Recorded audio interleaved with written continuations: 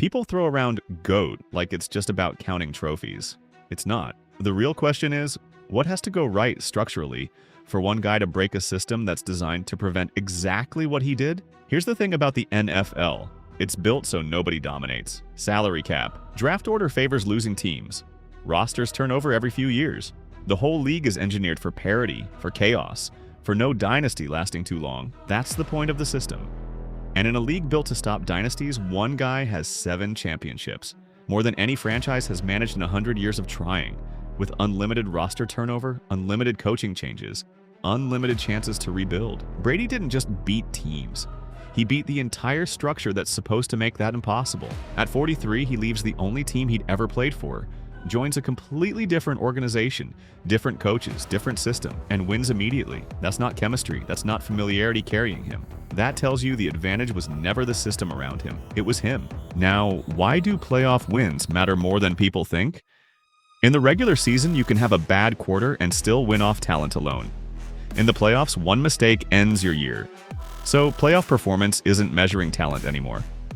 It's measuring what happens to a guy's decision-making when the stakes go from bad week to season over. Most players get worse under that pressure. Their processing speed drops, they start forcing plays. Brady's the opposite. 35 playoff wins, more than double the next guy on the list. Because pressure didn't shrink his game, it sharpened it. Take the Falcons game. Down 28-3, late third quarter. At that deficit, historically, teams win something like 0.5% of the time, basically zero, and Brady's response wasn't some emotional speech or hero ball recklessness. He just executed the exact same offense, drive after drive, like the score didn't exist. No panic in his mechanics, no panic in his decisions. That's the actual skill. Staying identical to yourself when everyone around you is losing their mind. That's what separates talented from unbreakable. Let's talk longevity, because this is where people underrate what he did. Quarterback is one of the most physically destructive positions in professional sports, getting hit full speed by guys who outweigh you by 80 pounds, repeatedly for years. The average career length of the position is short. Bodies break down, reaction time slows. That's biology, not effort. Brady played at an elite level for 23 seasons. That's not talent holding up. That's a guy who treated his body and his preparation like a science, adjusting his diet, his training, his film study every single year to outpace the decline everyone else just accepts as inevitable. Longevity like that isn't a gift. It's a decision, repeated for 2 decades.